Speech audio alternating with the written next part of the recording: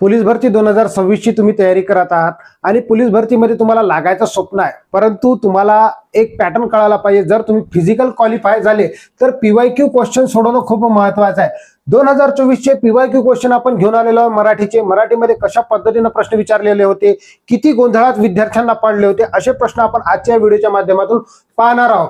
Daily lecture राहते या चॅनलवर आपलं. दुपारी 3 वाजता आपला डेली लेक्चर राहील. तुम्ही सर्वांनी हे लेक्चर पाहत राहायचं विद्यार्थी मित्रांनो आणि आपले मित्र परिवाराला शेअर करायचं. मराठी व्याकरण महत्वपूर्ण प्रश्न सिरीज आपण सुरू केलेली आहे. पहिलाच लेक्चर आहे विद्यार्थी मित्रांनो आणि 2 सेकंदात या प्रश्नाचं उत्तर सोडवता येते.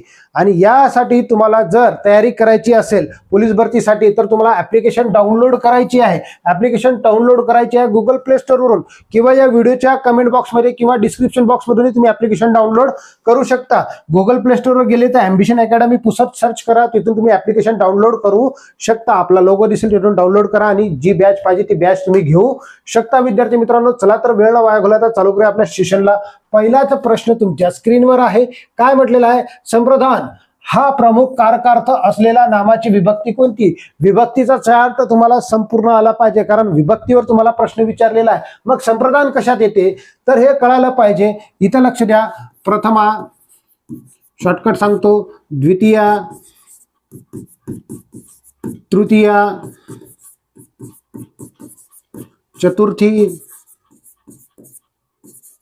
चतुर्थी, पंचमी, षष्ठी, त्यानंतर सप्तमी आणि संबोधन. संबोधन म्हणजे काय? अष्टमी त्याला म्हणतो आपण संबोधन. समजलं? आता बघा प्रथमामध्ये काय येते, द्वितीयामध्ये काय येते, तृतीयामध्ये काय येते, चतुर्थीमध्ये काय येते, पंचमीमध्ये काय येते, सप्तमीमध्ये काय येते आणि संबोधनमध्ये काय येते लक्षात ठेवा.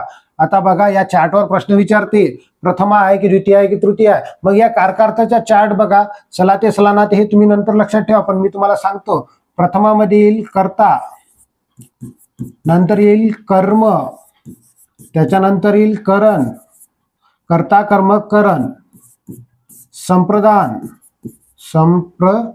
हे आपलं संप्रदान जे आहे याचा आहे चतुर्थीचा. संप्रदान हा दान देण्याची क्रिया आहे, दान देण्याची क्रिया आहे संप्रदान. अपादान हे जे आहे वियोग किंवा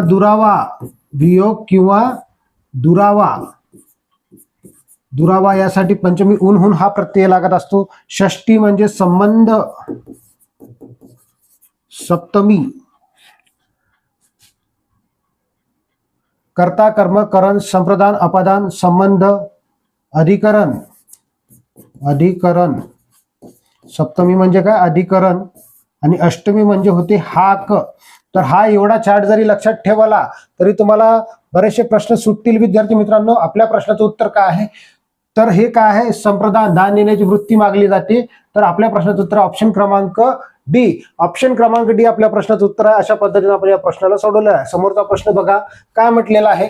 आजीने नातीला गोष्ट सांगितली. बघा इथं नातीला अंडरलाईन केलेला आहे गोष्ट. तर काय म्हटलेलं आहे? सांगितली. या वाक्यातील अधोरेखित शब्दांची विभक्ती अनुक्रमे काय? बघा विभक्तीवर 2 प्रश्न विचारलेले आहे. मग विभक्तीचा चार्ट तुम्हाला पाठ केला तर तुमची तिथे 2 प्रश्न फिक्स होतात. खूप महत्वाचे प्रश्न आहे. पूर्ण पहा व्हिडिओ, संपूर्ण व्हिडिओ तुम्हाला डाऊट क्लिअर करण्यात येईल. बघा काय म्हटलेलं आहे. आजीने नातीला गोष्ट सांगितली. अधोरेखित शब्दांची विभक्ती काय आहे?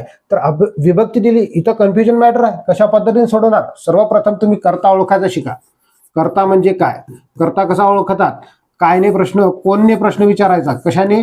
कोण, करणारा कोण आहे. त्याच्यानंतर प्रत्यक्ष कर्म ओळखायचा शिका. प्रत्यक्ष कर्म याला आपण विचारणार काय प्रश्न तर कायने प्रश्न विचारणार. हे राहते वस्तुवाचक. ओके. आणि अप्रत्यक्ष करणं, प्रत्यक्ष कर्म हे राहते व्यक्तिवाचक. याला आपण विचारतो कोणाला ने, कोणाला. याने प्रश्न विचारल्यावर कर्म भेटते. लक्षात घ्या हे 3 घटक समजलं तर तुम्हाला विभक्तीचा चार्ट सहज समजते. याच्यातले 2 हे कर्म आहेत हे लक्षात ठेवा. आणि हा जो आहे हा कर्ता आहे, एवढं लक्षात ठेवायचं आहे तुम्हाला. आता काय म्हटलं, गोष्ट सांगितली. बघा, सांगणारी कोण आहे, आजी आहे. कर्ता कोण आहे, कर्ता आजी भेटली आपल्याला. कर्ता कोण आहे, आजी. ओके. आता नातीला बघा, नातीला कोणाला सांगितली, नातीला. अप्रत्यक्ष कर्म, अप्रत्यक्ष कोण आहे, नातीला. समजून घ्या काय सांगा लागलो. त्याच्यानंतर काय सांगितली, तर हे प्रत्यक्ष कर्म आहे. प्रत्यक्ष कर्म कोणतं आहे, तर गोष्ट आहे. लक्षात घ्या, गोष्ट. आता यामध्ये आपल्याला ओळखायचं आहे, सला ते सला नाते लागते, परंतु अप्रत्यक्षाला कर्माला लागले. लक्ष द्या, अप्रत्यक्ष कर्माला लागलं. अप्रत्यक्ष कर्माला सला ते सला नाते लागलं. बघा, अप्रत्यक्ष कर्म सला ते सला नाते लागलं. सला ते सला नाते लागलं तर हे काय राहते, चतुर्थी राहते. चतुर्थी. ओके. आणि प्रत्यक्ष कर्माला लागलं, प्रत्यक्ष कर्माला सला ते सला नाते लागत असेल, सला ते सला नाते तर ते राहते द्वितीय आणि चतुर्थी मधला फरक ओळखायचा तुम्हाला सहज सांगितलेला आहे. अशा पद्धतीने द्वितीय ओळखायची, चतुर्थी ओळखायची. मग मला एक सांगा, कोणाला लागलेला आहे, अप्रत्यक्ष कर्माला लागलेला आहे. मग चतुर्थी असेल, चतुर्थी पहिलेच ऑप्शन मध्ये आहे, चतुर्थी आणि प्रथमा. गोष्ट बघा, गोष्ट काय आहे, याला कोणताच प्रत्यय लागलेला आहे म्हणून हे प्रथम आहे. म्हणून आपल्या प्रश्नाचं उत्तर काय, ऑप्शन क्रमांक बी. अशा पद्धतीने सहज या प्रश्नाला सोडवता येते. समोरचा प्रश्न पाहूया. बघा काय म्हटलं, अयोग्य जोडी शोधा. नाम व त्याचे सामान्य रूप. नाम व त्याच्या सामान्य रूपाची अयोग्य जोडी ओळखायची आहे. म्हणजे सामान्य रूप म्हणजे काय समजून घ्या. आता मी म्हटलं एखादी गोष्ट, जर रूपा हे नाम आहे. ओके. रूपा हे नाम आहे. जर मला याला काय करायचं आहे, तर याला मला सामान्य रूप बनवायचं आहे. तर अधुरा शब्द जो राहते, प्रत्ययाच्या पहिलेचा जो शब्द राहते, प्रत्ययाच्या पूर्वीचा जो शब्द राहते, प्रत्यय लागण्यापूर्वीचा, त्याला आपण काय म्हणतो, सामान्य रूप म्हणतो. मग मी या रूपाला काय केलं, रूपा. ओके. किंवा मग रूपा हे नाम आहे. आता समजा हे नाम नसलं, रूपाने हा शब्द झाला, रूपा. आता हे जे आहे, ने हा प्रत्यय लागला, रूपा हे नाम आहे. आता जर मी म्हटलं रूप, किंवा मग एखादी गोष्ट दुसरी घ्या, हे अधुरा शब्द जो राहते तो काय राहते, सामान्य रूप राहत असते. जसं की किंमतच हा शब्द घ्या, किंमत हा नाम आहे. आणि किमती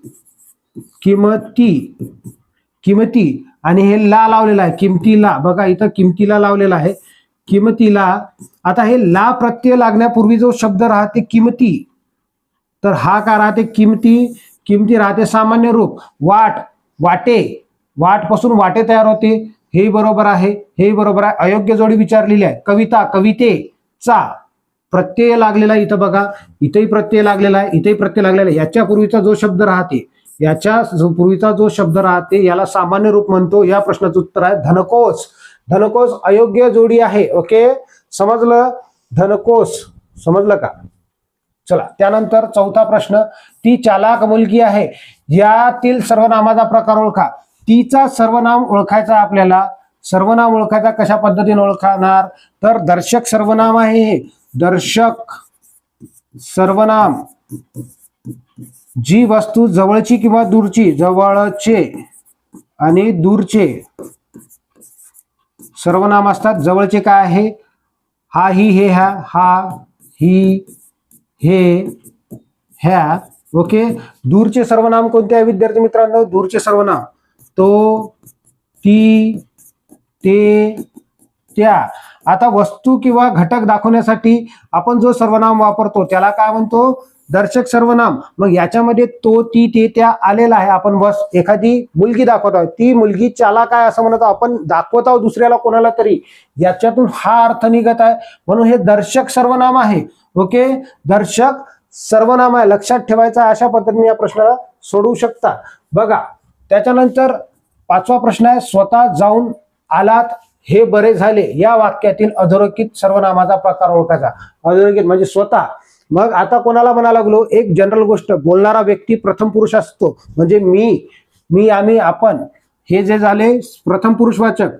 ओके, बघा प्रथम, द्वितीय आणि तृतीय पुरुषवाचक. ओके, तृतीय पुरुषवाचक. बघा बोलणारा व्यक्ती, बोलणारा. ओके, ऐकणारा आणि दोघे मिळून, हे तिसराच व्यक्ती, तिसराच पकडून आहे, तिसराच व्यक्ती, तो ती ते त्या. ओके, तो ती ते त्या. आता बघा याच्यामध्ये काय म्हटलं मी, स्वतः जाऊन आलात हे बरं झाले. आता एखादी गोष्ट समजून घ्या, मी असं म्हणा लागलो तुम्हाला की तुम्ही स्वतः जाऊन आले हे बरं झालं, म्हणजे याचा अर्थ हा द्वितीय आहे. मी दुसऱ्याला म्हणा लागलो, हा द्वितीय येईल. ऐकणारा, तुम्ही ऐका लागले, समजलं, हे द्वितीय पुरुषवाचकचा उत्तर आहे. जर मी असं म्हटलं मी स्वतः जाऊन आलो, तर स्वतः असतं तर प्रथम आलं असतं, ते स्वतः म्हटलं असतं तर ते तृतीय झालं असतं, लक्षात घ्या. ओके, विद्यार्थी मित्रांनो, तुम्ही पोलीस भरतीची तयारी करत आहात, तुम्ही ऑनलाईन फास्ट ट्रॅक बॅचच्या शोधात आहात, कारण फिजिकल झालेले आहे आणि ऑनलाईन फास्ट ट्रॅक बॅच तुम्हाला पाहिजे असेल तर खूप महत्वाची बॅच आहे. पोलीस भरती 2025-26 ची तयारी करणाऱ्या विद्यार्थ्यांसाठी लाईव्ह प्लस रेकॉर्डेड बॅच आहे. विद्यार्थी मित्रांनो, सर्वांनी ही बॅच घ्या, कारण खूप महत्वाची बॅच आहे. अशा पद्धतीने तुम्हाला मराठी व्याकरण सहज आपण क्लिअर करून देणार. सोबतच गणित, अंकगणित, बुद्धिमत्ताचेही जे टॉपिक आहे आपण शॉर्ट आणि सिंपल ट्रिक नुसार शिकवणार आहोत, आणि मराठीची सुद्धा शॉर्ट आणि सिंपल ट्रिक नुसार मी शिकवणार. A to Z नियम तुम्हाला तिथे क्लिअर करून देणार आहोत. ऍप्लिकेशन तुम्हाला डाउनलोड करायचे आहे, लवकरात लवकर डिस्क्रिप्शन बॉक्समध्ये जाऊन किंवा कमेंट बॉक्समध्ये जाऊन. विद्यार्थी मित्रांनो, हा नंबर आहे, या नंबरवर कोणतीही अडचण आल्यास तुम्ही संपर्क साधू शकता. समोरच्या प्रश्नाकडे जाऊया.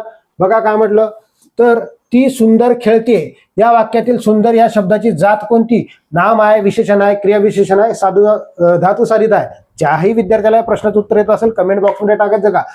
बघा सुंदर म्हटलेलं आहे, सुंदर म्हटलं तर क्रिया व्हावं लागली. कशी व्हावं लागली? खेळण्याची क्रिया व्हावं लागली. ती कशी खेळते?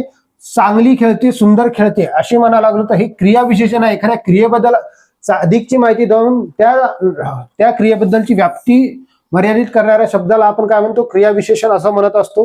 क्रियाविशेषण, क्रिया कशी व्हावं लागली? खेळण्याची क्रिया सुंदर व्हावं लागली, म्हणून हे क्रियाविशेषण आहे. समोरचा प्रश्न बघा विद्यार्थी मित्रांनो, हलवायाच्या घरावर तुळशीपत्र.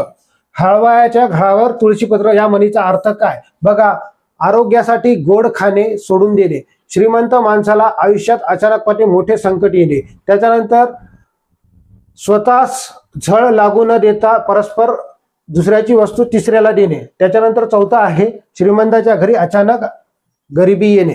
विद्यार्थी मित्रांनो, अशा पद्धतीचे प्रश्न तुम्हाला खूप कन्फ्युजन करणारे प्रश्न आहेत.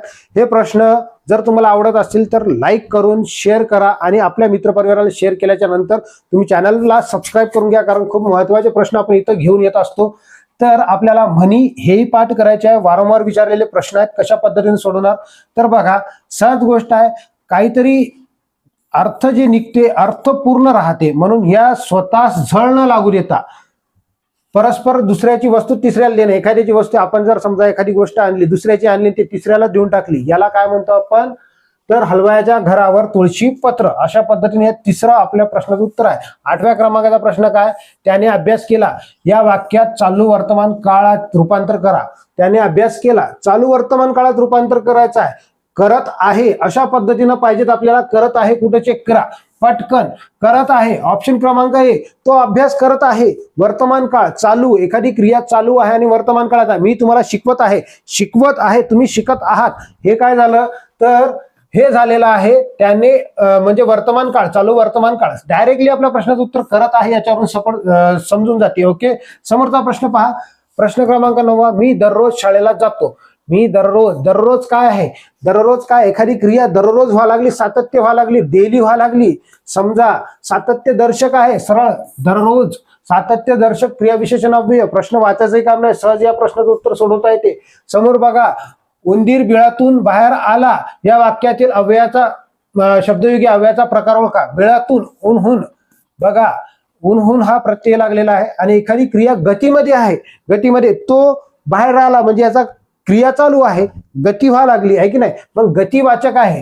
हे शब्दयोगी अव्ययाचा कोणता प्रकार आहे? गतिवाचक. एखादी क्रिया गती, उन हा प्रत्यय लागते. तो बिळातून आला, तो मागून आला, तो समोरून गेला, अशा पद्धतीने ह्या प्रश्नाचं उत्तर सहज काढता येते. उन प्रत्यय लागते. धूर्त या शब्दाचा विरुद्धार्थी शब्द सांगा. धूर्त, धूर्त म्हणजे एखादा कपटी माणूस, स्वतःचाच फायदा पाहणारा, अप्पलपोटा आपण त्याला म्हणत असतो. मग सांगा काय आहे? बघा, सिंपल गोष्ट आहे. 3 शब्द जे आहे तुम्हाला सारखेच देतील. कोल्ह्यासारखा म्हणजे चतुर किंवा मग फसवणारा, तर्रेबाज फसवणारा होतो, चालाक म्हणजे बी फसवणारा. म्हणजे या प्रश्नाचं उत्तर काय? भोळा. ओके, समोर जाऊया. प्रश्न क्रमांक 12. उपकाराखाली ओशाळा बनलेला, उपकाराखाली ओशाळा बनलेला, या प्रश्नाचं उत्तर काय आहे विद्यार्थी मित्रांनो? एखाद्याचा उपकार आपल्यावर आहे आणि आपल्याला काहीच बोलता येत नाही, याला म्हणत असतो आपण मिंढा. याला काय म्हणत असतो आपण? मिंढा. अशा पद्धतीने या प्रश्नाला सहज सोडवता येते.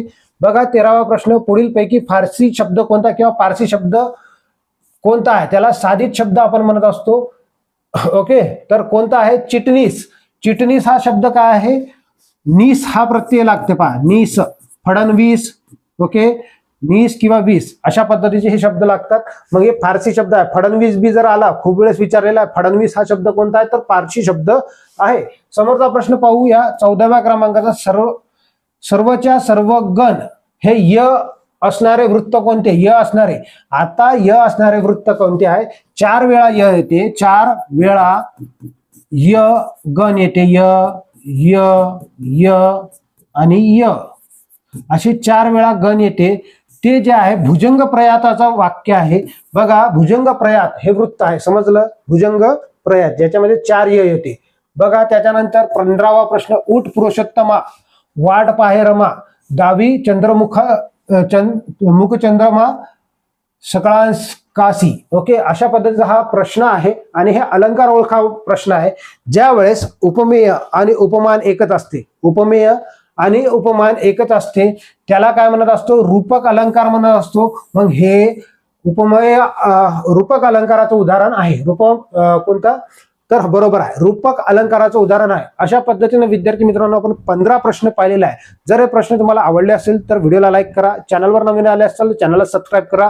दररोज भेटा 3 वाजता डेली लाईव्ह लेक्चर असते आपलं. तर भेटूया आपण समोरच्या व्हिडिओमध्ये. धन्यवाद.